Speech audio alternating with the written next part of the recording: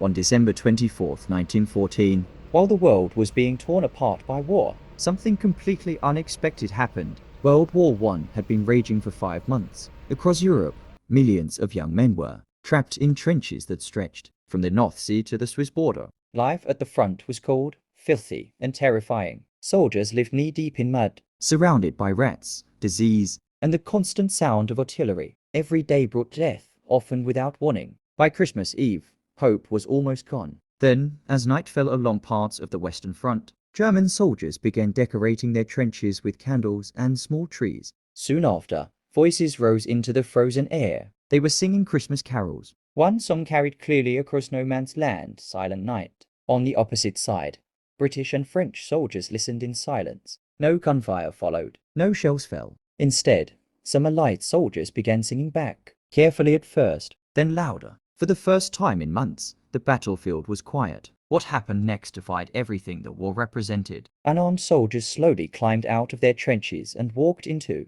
no man's land, a place that, only hours earlier, meant almost certain death. They approached cautiously, hands raised, expecting betrayal. But none came. Enemies met face to face. They shook hands. They exchanged cigarettes, chocolate, bread, and small gifts sent from home. Some soldiers showed photographs of their families. Others spoke in broken languages, discovering they had more in common with each other than with the distant leaders who sent them to fight. In many areas, soldiers worked together to bury the dead whose bodies had been lying between the lines for weeks. Prayers were said, helmets were removed. For a brief moment, dignity returned to a place defined by horror. In a few locations, informal football matches took place on the frozen ground. There were no referees, no uniforms, no winners, just men kicking a ball, laughing, and forgetting the war, if only for an hour. This moment became known as the Christmas truce. It was never planned. No government approved it. No general ordered it. It happened because ordinary soldiers, exhausted, frightened,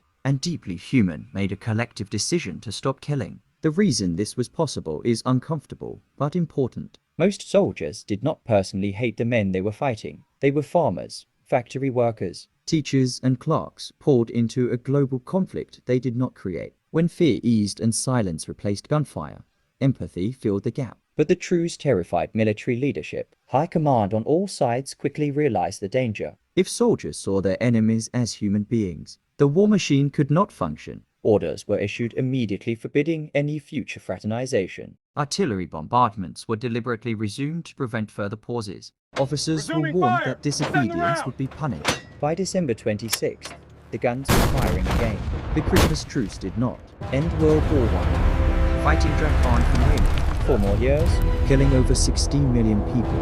Entire empires collapsed. Europe was reshaped by new borders, unresolved tensions, and deep resentment.